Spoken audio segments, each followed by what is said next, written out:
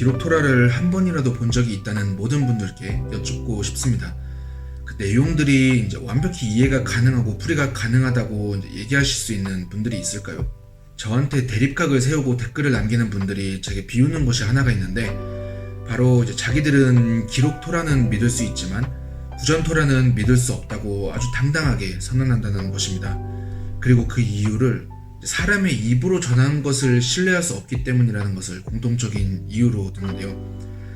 유대교로 개종을 원하는 자들에게 있어 특히 절대적으로 주의해야 하는 이 두 가지 조건이 있는데, 하나는 기독교를 유지하면서 유대교로 개종할 수 있다는 그런 무책임한 생각과, 또 하나는 구전 토라에 대한 이 신뢰를 거부하는 것입니다. 그 정도로 유대인의 공부와 생활에 있어서 중요한 구전 토라는 분명 그것이 필요한 명확한 이유가 있어야 할 것입니다. 그래서 이번 영상은 그에 대한 들어보지 못하셨을 구체적인 이유들을 한번 준비해봤습니다. 바라건대 이 영상이 구전 토라에 대해 냉소적인 모든 이들의 이해에 도움이 되었으면 하는 바람으로, 안다고 느꼈지만 모르던 구전 토라의 본질에 대한 그런 내용을 한번 시작해 보겠습니다. 토라의 많은 구절은 설명과 해석들이 필요합니다. 그리고 더 깊은 특징은 심지어 토라의 많은 구절들은 이미 독자가 본문에서 언급되는 바를 이해하고 있다고 가정하고 내용을 풀어간다는 것입니다. 그러면 그런 부분들에서 독자들은 진작에 느껴야 하는 것이 있습니다. 단순하게 접근하면 됩니다. 왜 이런 얘기를 하는 것인가? 성경의 원본을 볼 수 없다는 것 때문에 많은 이들은 기록 토라와 구전 토라의 기원과 연대를 고고학적인 추측을 기반으로 합니다. 그런데 구전 토라는 분명하게 시나이산에서 토라를 받을 때 모세에 의해서 함께 받았고 함께 가르쳐진 요소였습니다. 그래서 유대인에게 있어 그것은 그냥 토라보다 덜한 그런 그 무언가가 아니라 구속력이 있고 분명한 권위가 있는 그냥 같은 토라 그 자체입니다. 그리고 그것은 율법도 아니라서, 이것은 계명, 율법 계명 정리 영상을 참고해 주시면 감사하겠습니다. 이제 여기서 구전 토라의 존재 이유에 대해 다뤄보도록 하겠습니다. 몇 가지 질문들을 한번 던지겠습니다. 그에 대한 판단은 보시는 여러분들께 남겨두도록 하겠습니다. 먼저 드바림 12장 21절의 내용을 토대로 한번 살펴보도록 하겠습니다. 이 구절에서 모세는 이스라엘 백성들에게 코셔 도살법으로 고기를 먹을 수 있음을 분명하게 가르치고 있습니다. 그런데 거기서 나온 내가 내게 명령한 대로 잡아서 라는 말을 자세히 생각해보면 기록 토라의 구절들 어디에서도 지금까지 유대인들이 행하는 까다로운 코셔 도살법을 다룬 내용 자체를 찾을 수 없음을 눈치챌 수 있는데요. 모세가 이스라엘에게 그냥 그렇게 하라 라고 대충 던지듯 명령하는 것은 없습니다. 모세는 하시는 명령에 대한 충실한 전달자로, 그렇게 구절에서 상기시킬 정도라면 분명 그에 대한 내용을 이스라엘은 알고 있어야 한다는 얘기입니다. 어디에서 그것을 찾을 수 있을까요? 마이크라 3장 17절에서 토라는 너희가 사는 모든 곳에서 너희 대대로 영원한 법이다. 어떤 기름이나 어떤 피도 너희는 먹지 말아야 한다 라고 명령하고 있습니다.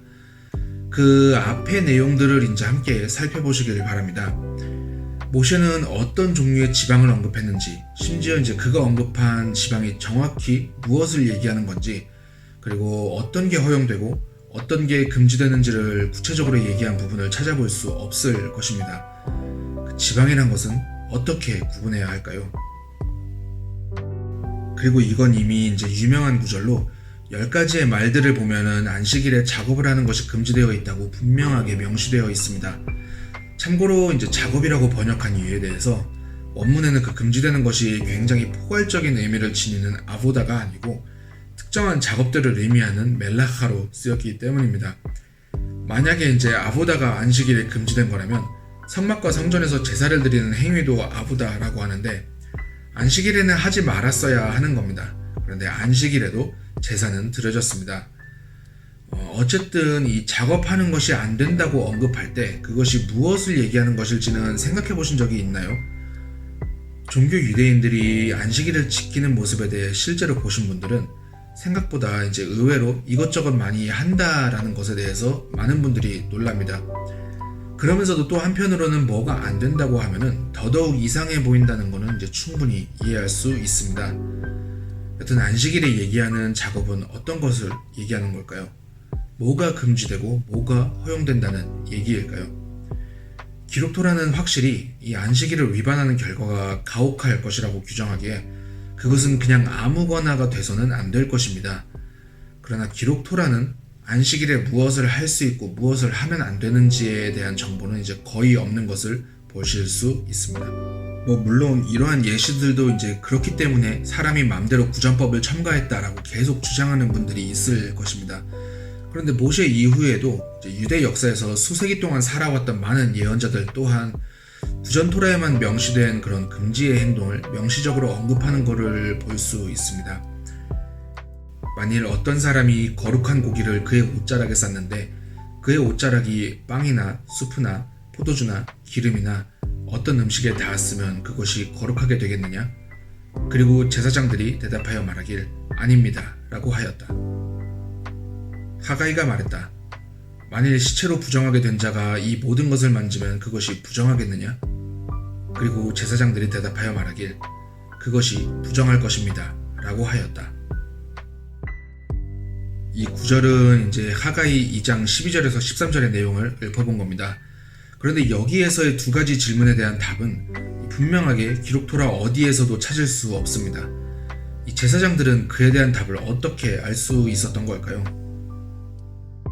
이스라엘에게 주어진 첫 번째 계명은 이달은 너희에게 첫 달, 곧 너희에게 한 해의 첫 달이다라는 슈모트 12장 2절의 내용인 초하룻날을 뜻하는 로시 호데시에 대한 계명이었습니다. 초승달에 따른 세 달은 이제 그에 대한 정확한 규정이 없다면 유대력이라는 것도 있을 수 없고 달력이 없다면 명절들 또한 있을 수 없다는 것은 이제 누구나 아실 겁니다. 그렇게 이 의미 있는 첫 번째 민족적 계명은 그렇게 유대인의 삶을 규제하고 영향을 미치는 그런 큰 시작이기도 했습니다. 그런데 초하룻날은 어느 달을 가리키는 걸까요? 기록토라는 그 중요한 계명의 해설에 있어 완전히 침묵하는 것을 보실 수 있습니다. 그렇다면 이건 그 상황과 연계되는 이집트에서의 달력을 얘기하는 걸까요? 아니면 어느 국가의 달력을 얘기하는 걸까요? 분명히 구전토라가 아니면 그것이 어느 달을 가리키는지 알 수가 없습니다. 또 하나 중요한 확인이 필요한 것이 있습니다. 이 내용은 이제 구전토라가 유대교 내에서 논쟁의 여지가 필요조차 없는 것이라는 것을 잘 보여주는 내용입니다. 히브리어는 모음이 없는 글자로 유명하죠. 그래서 각 글자들에 대한 모음에 관한 구전법이 없었다면 기록토라를 읽는 것 자체가 불가능할 수밖에 없었을 겁니다. 기록을 읽는 것에 관한 구전법은 그 개념과 법칙에 대한 전통을 포함해서 먼저 내려옵니다. 그래서 지금까지 사용하는 모음과 점의 사용법을 받아들여 히브리어를 읽는 사람들은 그가 인정하지 않더라도 구전토라의 영향 아래 놓여 있다는 것을 알아야 할 것입니다. 히브리어로 점들을 의미하는 네쿠도트는 중세에 개발되었는데 가장 널리 퍼져서 오늘날까지 영향력을 가지는 유일한 체계는 이스라엘 땅에서 서기 9세기에 티베리아의 마소라 학자들이 만든 것입니다. 히브리어로 마소게트라는 그 그룹의 명칭은 구전법들을 이제 전해 이어온 사람들을 나타냅니다. 그런데 마소게트 그룹의 이제 모음 시스템이 만들어지려면 기록토라 또한 그때 처음 썼던 게 아닌 이상 이미 읽는 법이 이제 있었어야 한다는 것을 많은 이들이 생각지 못하고 그저 이제 히브리 성경의 모음은 후대에 만들어진 것이기에 당연히 그에 대한 문제가 이제 있을 것이다라고 의구심을 던집니다. 모음 기호를 개발하기 이전에 토라를 읽던 이들은 어떤 방식으로 그것을 배우고 알았던 것일까요? 유대인에게는 유명한 예로 슈모트 23장 19절에는 새끼를 그 어미의 젖에 삶으면 안 된다고 명시합니다.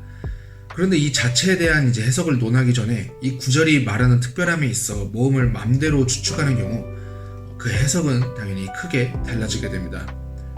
젖을 의미하는 히브리어 할라브는 모음이 없는 상태에서 보면은 이제 지방에 대한 단어와 동일합니다. 그리고 젖과 지방은 분명히 다른 요소죠. 구전법의 전통이 없었다면 고기를 우유와 섞지 말라는 건지 지방과 섞지 말라는 건지 알 수 없는 겁니다. 또한 유대인들의 이제 회당을 방문해서 두루마리 토라를 보신 분들이라면 그 두루마리에 쓰여진 글자들에는 모음 기호가 없다는 것을 보셨을 겁니다. 앞에서 얘기한 대로 모음부호를 정립한 것은 이 토라의 역사에 비교하면 굉장히 최근의 일인 이 지금으로부터 1000년 조금 넘은 정도인데, 그것이 아무리 혁신이라고 해도 공적인 기도에서 사용되는 토라 두루마리에는 그 후로도 지금까지 이제 모음 기호가 추가되지 않습니다. 왜냐하면 이제 양피지 두루마리에 쓰는 토라의 법칙은 굉장히 엄격하고 이제 치밀한 편인데, 모음 기호를 만들었다고 그 이전에 있던 토라를 꺼내 이 기호들을 다 기재할 경우 그것들은 이제 다른 의미로 토라의 글자들을 함부로 건드리는 것이 되기 때문입니다. 그래서 지금도 여전히 공적인 용도로 사용하는 두루마리 토라 제작 때는 그러한 기호를 표기하지 않는 것이 전통으로 남아 있습니다. 실제로 그것이 잘 지켜졌다는 것은 이 마소라 기호보다 거의 1000년을 앞섰던 사해사본을 볼 때도 아무런 모음 기호가 없다는 것으로 증명되었습니다. 모아스와 루트의 얘기도 구전 토라를 인정하지 않는 이들에게 스스로 아이러니를 심어주고 있습니다. 일단 이제 태생이 모아브 사람인 루트와의 결혼은 드바림 23장 4절에 나오는 금지령과 직접적으로 부딪힙니다. 토라는 모아브 사람이 결코 유대민족의 일원이 되지 못한다고 강조하는데, 모두가 아시다시피 이제 모아브의 여자인 루트는 자신이 유대민족의 일원과 결혼했을 뿐만 아니라 그 직계 후손이 무려 이제 다비드 왕과 그리고 앞으로 오실 마시아라는 것이 있습니다. 이게 어떻게 가능한 건지 생각해 보신 분들이 있나요? 구전 토라는 그 금지의 대상이 이제 모아브 여성이 아니라 모아브 남성에게만 국한되어 있다고 설명해 줍니다. 그리고 루트 자신은 유대 민족으로 개종을 거쳐 들어온 자이기 때문에 그녀가 온전히 받아들여질 수 있다는 것 또한 이제 구전 토라의 전후 맥락을 알지 못하는 자들에게는 마냥 이해하기 어려운 난제가 될 뿐입니다. 이렇게 구전법을 이제 알지 못한다면은 루트는 결코 유대 역사의 이 위대한 인물의 조상으로 조명을 받을 수 없습니다. 그리고 구전 토라는 그냥 사람이 만든 이 믿을 수 없는 것이라는 조롱은 그렇게 얘기하는 이들이 영원히 토라를 이해하지 못하게 할 뿐만 아니라 스스로 원하는 해석을 위해 구전 토라의 내용인 줄도 모르고 그것을 이제 차용하는 어리석음을 범하는 경우까지 인지하지 못하게 그 눈을 가립니다. 구전 토라가 없다면 토라로 성사를 판단하는 모든 토라의 법은 당연히 누구나 볼 수 있는 공개된 기록 토라에 완전하게 들어가 있어야 합니다. 그런데 토라는 기본적으로 기록으로만 완전히 쓰여질 수 없습니다.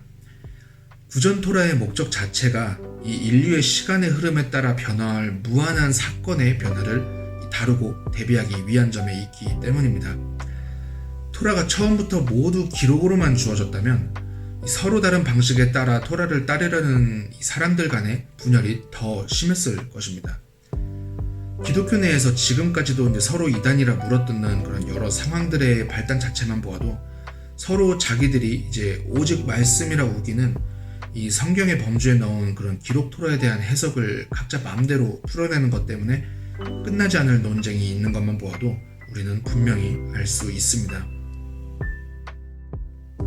구전 토라는 이제 결코 사람의 필요에 따라 또는 그냥 임의대로 만든 일시적이거나 의미 없는 내용이 아닙니다.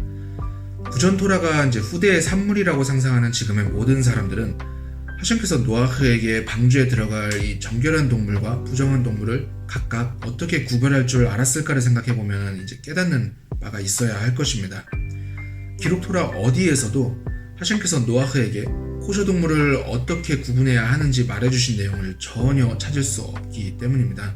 이 영상은 그렇기에 여러분도 구전 토라를 배워야 한다라는 의미로 준비한 내용은 아닙니다.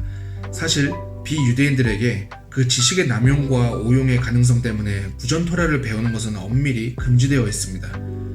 저도 탈무드 강의 등을 이제 함부로 하지 않는 것은 바로 그런 것 때문입니다.